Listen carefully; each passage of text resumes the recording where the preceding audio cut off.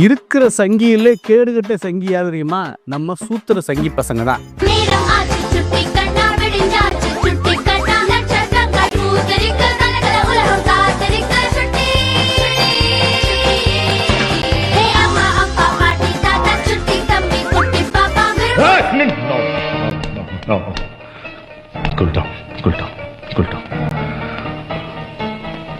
பாப்பா என்ன சொன்னாலும் அதை அப்படியே நம்புறான். நம்பிக்கை அதானே எல்லாம்.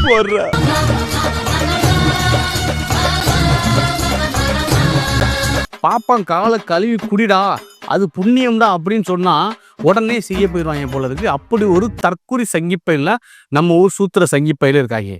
சார் பயப்படாதீங்க சார். இப்ப நான் ரொம்ப நல்லா இருக்கேன். அன்னைக்கு ஏதோ தெரியாதனமா சில தவறுகள் நடந்து போச்சு. அதை நினைச்சு நான் வீட்டுல போய் ரொம்ப வருத்தப்பட்டேன். இப்ப நான் ரொம்ப நல்லா இருக்கேன் சார். தயவுசெய்து என்ன மன்னிச்சிருங்க. இப்ப உங்களுக்கு என்ன?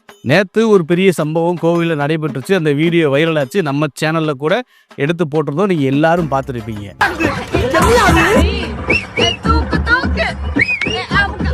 கோயில்ல கருவறைகள் வச்சு இப்படி அட்டூழியம் பண்றாங்க அப்படின்னு பொதுமக்களே இந்த பூநூலி பான்ஸை காரி துப்பிட்டு இருக்கும்போது, நீ எல்லாம் பிறந்ததே ஒரு சாபக்கேடு. இந்த பூநூலி பான்ஸ் என்ன பண்றாங்க ரொம்ப தெளிவா, அதை அப்படியே டைவர்ட் பண்ணியோ அவ எங்களவா இல்லையா, அவ உங்களவாயா அப்படின்னு ஒரு பொய்ய பரப்பி விடுறாங்க. சாதிக்க பிறந்தவன்டா இந்த சக்கரபாண்டி, உன்னை சோதிக்க பிறந்தவன்டா இந்த வெற்றிவேலு.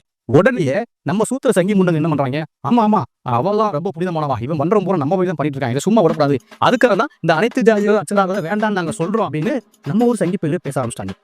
யாரா இவனுங்க எங்கிந்திரா வந்துக்கிறாங்க? அவன் சாதியை பார்க்க மாட்டான், ஆனால் அவன் பார்ப்பான். ஏன் பார்ப்பான்?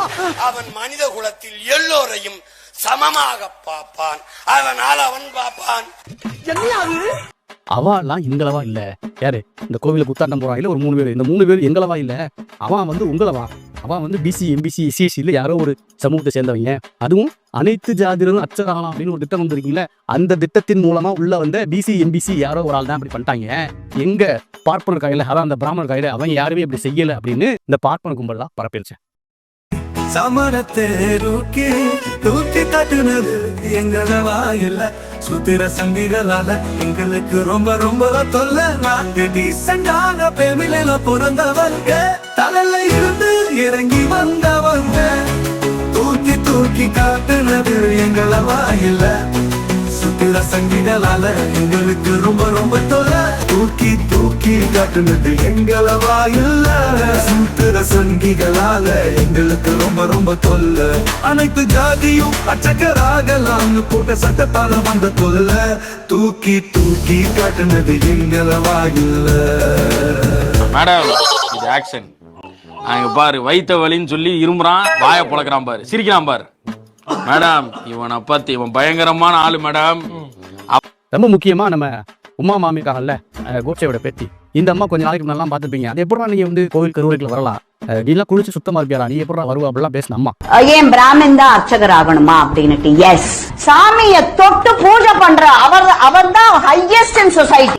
நீ என்ன துரோகம் பண்ணாலும் அவனை மன்னிச்சுப்பான். ஆனா சாமியை தொட்டு பூஜை பண்ற அவர் தான் ஹையஸ்ட் இன் சொசைட்டி. உட்டியாடா ஒரு பீலா, அத மட்டும் என்னால மன்னிக்கவே முடியாதா. இப்போ உனக்கு சீரியஸ் டைம்டா. அந்த அம்மா பார்த்து நம்ம கேள்வி கேட்டிருந்தேன், ஏமா பாத்தியம்மா என்னமோ சொன்னீங்க கோவில் கருவறைக்கு நாங்கெல்லாம் வந்தா தீட்டு போட்டு போயின்னு சொன்னீங்க, இப்போ உங்களவா கோவில் கருவறைகளே இப்படி அட்டூழியம் பண்ணிருக்கான்னு கேட்கும்போது அந்த அம்மா என்ன பண்றாங்க, இல்லைங்கோ அவ எங்களவா இல்லையோ அவெல்லாம் உங்களவாங்க அப்படின்னு லைட்டா திருப்பி விட்டாங்க. ஏன் இப்படி காட்டி பின்னாடி தரமா நடந்துக்க? முதல்ல மனுஷால புரிஞ்சு கக்கத்துக்க, இன்னொரு தடவை அப்படி பண்ண பாப்பாயை கிளப்பி விட்டாங்க. உடனே நம்ம சூத்திர பயில் இருக்காங்கல்ல, இவங்க கிளப்பி விட்டாங்க. இந்து முன்னணி, பிஜேபி, RSS, அப்புறம் அர்ஜுன் சம்பத், இந்த இயக்கங்கள் இருக்காங்க, இவங்க பூரா வந்து பாத்தீங்களா, இதுக்கு தாங்க நாங்க சொன்னோம் அனைத்து ஜாதிகளும் அச்சராக கூடாதுன்னு. நம்ம ஐயமாறு இருந்தாங்கன்னா இப்படி நடக்குமா, அவங்க எல்லாம் எவ்வளவு புனிதமா அவங்க கோயில வச்சிருந்தாங்க, நம்ம சாதிக்காரன் போய் தாங்க இப்படி கோயிலை கெடுத்து விட்டான்னு வெக்கவே இல்லாம இவனே இதுவா பேசிக்கிறான்.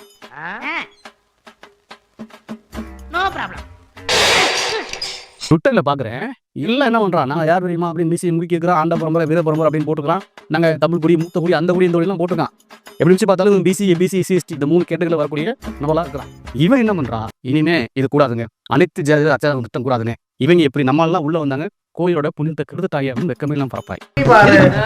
ஒரு 4 பேர்த்த மூத்திரத்தை வாங்கி மடக்கு குடிக்க வேண்டியதானே? ஏன்டா இந்த வேலை பாக்குறீங்க? டேய், யார மூத்திரத்தை குடிக்க சொல்ற? உன்னதான் குடிக்க சொல்றேன். இந்த 3 பேருமே அரசு அர்ச்சகர் திட்டத்தின் மூலமா வந்தவங்க கிடையாது.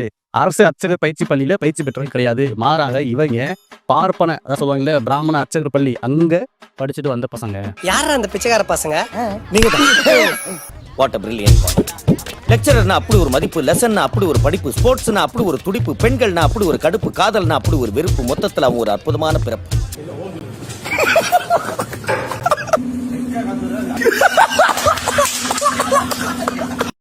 திருநீர் அப்படி தூக்கி விளையாடலாமா? திருநீர் அது என்ன விளையாட்டு பொருளா அது?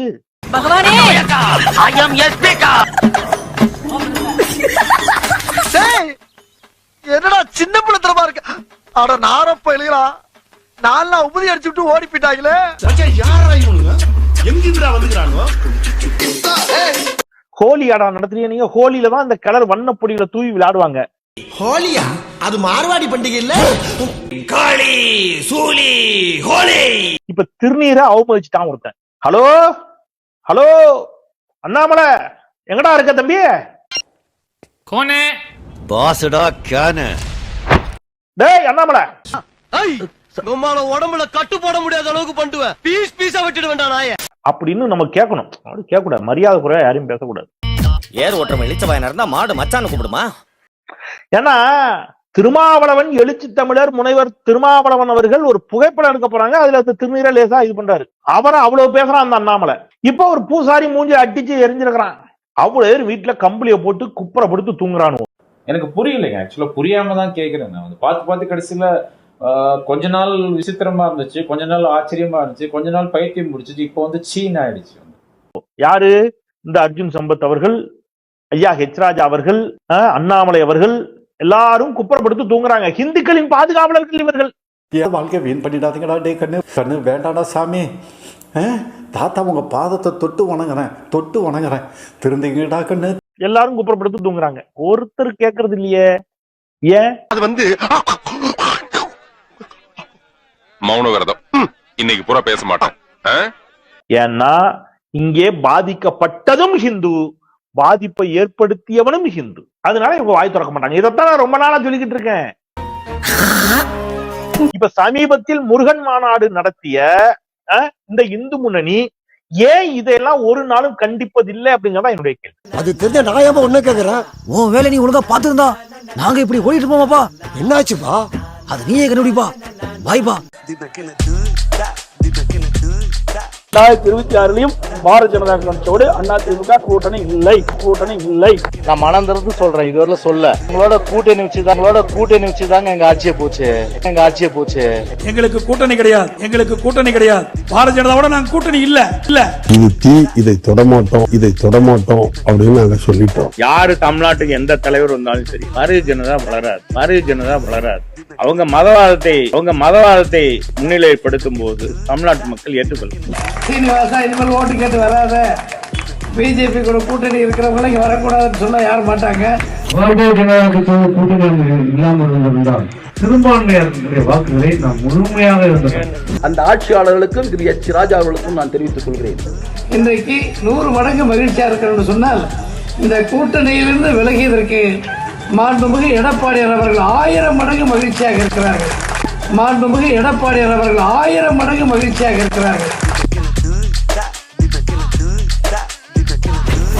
வெக்கமாக இல்லை அமைச்சரே, இதெல்லாம் ராஜ்யசபையில் சகஜம். அதிமுகவில் இருந்துதான் முதலமைச்சர் தேர்வு செய்யப்படுவார் என தெரிவித்திருக்கிறார்.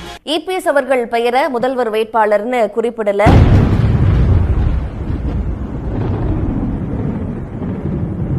இபிஎஸ் அவர்கள் பெயரை முதல்வர் வேட்பாளர்னு குறிப்பிடல. அதே நேரத்துல கூட்டணி ஆட்சி அப்படின்னு தெரிவிச்சிருக்கிறார். அரசியல் எல்லாம் தாங்கி தானே ஆகணும். உங்களால தாங்க முடியல, கட்சியில கலந்துங்க. அதிமுகவில் இருந்துதான் முதலமைச்சர் தேர்வு செய்யப்படுவார் என தெரிவித்திருக்கிறார்.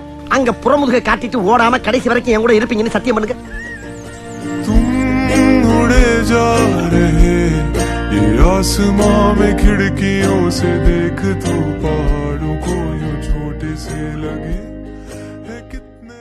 ஹலோ, இதுல என்ன எழுதி வச்சிருக்க?